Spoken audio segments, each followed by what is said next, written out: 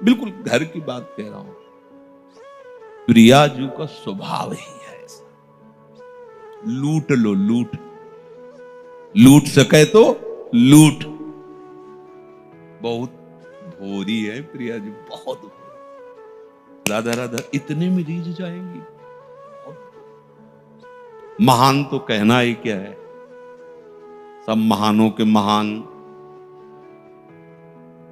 उनकी भ्रकुटी को जोहते रहते, उनके मुख को जोहते रहते, उनकी रुचि को जोहते रहते। इतनी सहज, इतनी उदार।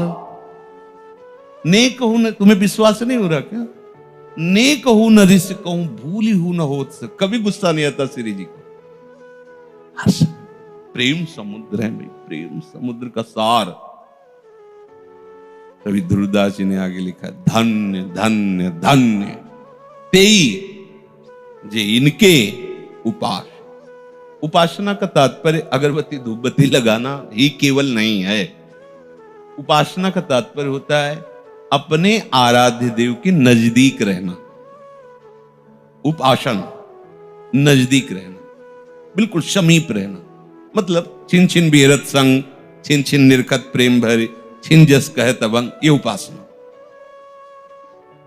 हम कभी अकेले न रहे, खतरा है। तो आप सोचोगे नहीं कमरे में दो को रखे हैं, ऐसी ये बात नहीं कह रहे। प्रिया प्रीतम को साथ आते, चलो प्रियालाल, भावना कर जा रहे, चलो प्रियालाल। आके सिंहासन में प्रियालाल को भी, हाँ बेटा आप ये नाचे गए अपने प्रियालाल के सामने, आओ प्रियालाल, हमारे प्रियालाल हमारे साथ। तो आपको ये नहीं रहेगा कि हमारे प्रियालाल तो घर में बैठे, तो कैसे तुम उपासक हो, घर में बैठा के आए हो? साथ लाना चाहिए। तो बोले कल से 16-20 सिंहासन, बोले आपने कहा था ना प्रियालाल को साथ। भावना समझो, ये भी तो सिंहासन ही है, इसमें भी तो बैठा है, यहां बैठे हैं, मुस्कुराते रहते, खेलते रहते। अगर आपको ऐसा लग रहा है कि मुझे तो अनुभव नहीं आता, तो मैं लकड़ी के सिंहासन में अनुभव हो गया क्या? बोले नहीं, वो आपने बताया तो ऐसे विराजमान कर ले, तो हम ही तो बता रहे कि यहां भी विराजमान करके आओ जाओ। कभी अकेले मत रहो। अगर आप ऐसे रहोगे तो नाच पड़ोगे। देख लेना, ये आपको बातें साधारण लग रही हैं, लेकिन ये उपासना का रहस्य है। कभी अकेले मत रहो। हर्ष देखो कि प्रियालाल मेरे, आप हो सकता है आप कोरी भावना ठोक रहे हो। सत्यता इसमें क्या है कि प्रियालाल हमारे साथ हैं। पहली बात तो हम शरणागत हैं, और प्रभु ने कहा है कि मैं अपने शरणागत को एक क्षण के लिए भी नहीं छोड़ता। जैसे छोटे बच्चे को मां करूं सदा तिनके रखवारी, जिम बालक रा भक्तन पाछे यो फिरे जो बछरा संगाय। तो स्वामिनी जो है निज जन वात्सल्य सीमा, जो इनके चरणों का आश्रय ले लेता है तो वात्सल्य समुद्र की सीमा स्वामिनी जी कितना वात्सल्य दुलार करती हैं। तो वही हृदय जाने का जो समर्पित है। दासी वत्सला कर ही राधा, वो कैसे छोड़ सकती है हमें अकेला? वो ना पसंद करती हो तो तर्क कोई करे, मतलब तुम मान रहे हो नहीं तुम्हें पसंद करती, तो पतंग ना पसंद करे, डोरी तो हमारे हाथ में है। जाओ पतंग, कहां जाएगी? पतंगो यथात्वा मनु भ्राम्य माना। हम कोई बात गप नहीं मारते कि हम मैं फुसलाने के लिए। जो भी बात तस्मात् शास्त्रम प्रमाणम, जहां आपको संशय हो लिख के ले आना, कल आपको प्रमाण करके बता देंगे। प्रियालाल पतंग है, नाम उनकी डोरी है, और गुरुदेव ने वो डोरी बहुत दृढ़ता पूर्वक पकड़ा दी है। अब बस खींचते जाओ, छाती में आके पतंग लग जाएंगी, नहीं लग जाएगी? नाम जपते रहो, नाम बाणी जहां श्याम समाता। खाली तो नहीं है नाम, ऐसा तो नहीं कि कह दिया आपने कि प्रिया प्रीतम हमारे साथ। कैसे प्रमाण दो, प्रिया प्रीतम कैसे? नाम बाणी जहां श्याम समाता, नाम की डोरी में प्रियालाल बंधे हुए। और दूसरी बात, अगर नाम भी जप नहीं चल रहा तो मैं उनका हूं ना, उनके सिवा हमारा कोई नहीं। तो आप ये समझ लो कि अगर आप सोचते हैं उनके सिवा हमारा कोई नहीं, तो वो भी सोचते हैं कि आपके सिवा उनका कोई नहीं। जय बिल्कुल अच्छे से समझ लो, आप जैसा सोचोगे वैसे ही वो सोचेंगे। ये यथा माम प्रपद्यन्ते तास तथैव, जैसे भजोगे, बेपरवाह हो जाओ। ऐसे लाड़िले ठाकुर यही है सब रूपों में, पर ऐसा लाड़िला स्वरूप और ऐसा उदार स्वरूप, ये तो एक स्वर में किसी भी महात्मा जो थोड़ा वृंदावन रस को, महारानी जी के उदारता से तो भरा हुआ है। सब कोई मानते हैं नित्य विहार नित्य केली की बात नहीं जानते, पर उदारता की बात तो सब जानते हैं। महारानी जी की राधा नाम की उदारता, राधा, ये थोड़ी कि पहली बार हो रहा है। अनादिकाल से महात्मा जन इसी यश का गान करते हुए, इसी रस का पान करते हुए निकुंज में पहुंचे। ये कोई नई रस रीति थोड़ी है कि आपको हम नई बात बता रहे हैं, राधा नाम की महिमा, राधा रूप की महिमा, प्रिया प्रीत। ये तो सनातन उपासना है। यहां वृंदावन की, बाहर की सनातन उपासना अलग है, अलग अलग। लेकिन ये जो वृंदावन महल है, या तो महारानी और लालजू की सनातन, बस यहां जो भी खग मृग पशु पंछी ऋषि महात्मा सब इन्हीं की सेवकाई के लिए महल है। वो कुछ भी बोले, पर हमारे भाव से ही देखना है, वाणियों के भाव से ही देखना है। अब हमें चिंता नहीं करना,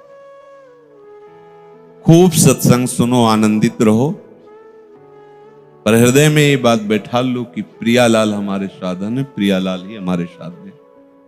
इनका नाम, इनकी लीला गायन, इनकी सेवा, ये हमारा जीवन है और यही हमारी सिद्धावस्था है। साधन में प्रीति हो जाना सिद्धावस्था का स्वरूप आ जाना है। उसके बिना जिया ना जाए। साधक पकड़ता है और सिद्ध रसास्वादन करता है, उसमें डूबता है। तो डूबना तभी होता है जब मातृ बुद्धि हो जाए। हमारी मातृ बुद्धि बस इतने में है, नाम, लीला गायन, सेवा, जिसे कल चर्चा में। अब नाम में कैसे बन के नाम जप करना है, कैसी सावधानियां रखनी, वो होती रहती चर्चा गीता जी के श्लोकों के अनुसार। सेवा में कैसी, वो चर्चा होती है। अगर वो सावधानियां पूर्ण नहीं आ पा रही और ये तीन बातें आ रही कि नाम जपना है, लीला गायन करना और जैसे बने वैसे सेवा करनी, तो आप ठिकाने पे पहुंच जाओगे, इसमें कोई संशय नहीं है। अच्छा, सब सावधानियां हो और ये ना हो तो विश्वास नहीं कि आप ठिकाने पे पहुंच जाओगे। बस अंदर से देख लो, आप महारानी जी की ठसक में हो कि नहीं, बस ये हमें चाहिए खास बात। वो अपने आप आपसे साधना ऐसी करवा लेंगी कि कोई ऐसा नहीं कह सकता कि इनको बैठे बैठे आप, तो हमसे क्या दुश्मनी थी, हमको वो पद क्यों नहीं दिया। आपको प्रमाणित कर देंगे कि ये पद के योग्य है, वो बना देंगे ऐसा आपको। वो ऐसे आपसे सेवा करवा लेंगी, वो ऐसी आपको चतुरता दे देंगी कि सामने से कोई ये ही नहीं कह सकता कि अनाधिकारी को श्री जी ने रख लिया। ऐसा नहीं, क्योंकि एक रेखा है, उसको क्रॉस करते ही सब अधिकारी हो जाते हैं। जैसे भागवत में नहीं प्रसंग आता है, इलावर्त खंड में, वहां प्रवेश करते ही सुद्युम्न सुंदर राजकुमारी बन गए, उनका घोड़ा घोड़ी बन गए, उनके अंगरक्षक सब स्त्री रूप हो गए। सब एक दूसरे को देख के मुस्कुराए कि हो क्या गया। बोले रेखा पार कर गए, इधर आ गए इलावर्त खंड में।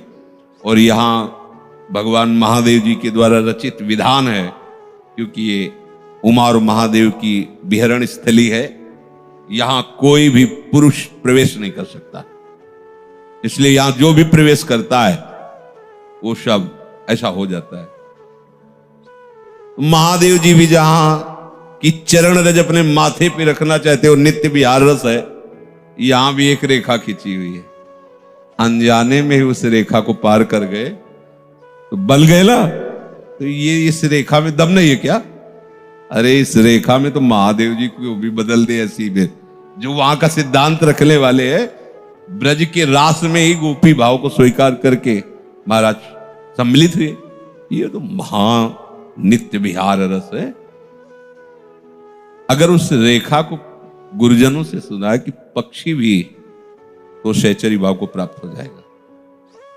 तो तुम्हें इन बात पर विश्वास होना चाहिए, अपने कर्ता पन से जो मिलेगा बहुत थोड़ा होगा, इनके होने से जो मिलेगा अघा जाओगे। अब कृत्य भयो में पायो परम विश्राम। पर कर्तृत्वाभिमान, ये बात समझने यही आएगी समझ में, चाहे जितनी साधना कर लो, बात जब समझ में आएगी तो यही आएगी जो कह रहे हैं, यही आ जाओगे। अभी मान लो तो दौड़ना नहीं पड़ेगा उतना पीछे, बस नाम, वाणी और सेवकाई। अब हमारी जितनी चेष्टाएं वो सब सेवकाई। दो विभाग करके सेवकाई करने वाला चल नहीं पाएगा, ध्यान रखना। श्री जी की सेवा अलग, जन की सेवा मतलब लोगों की सेवा। इसी विभाग में गृहस्थ भाव वाले परेशान है।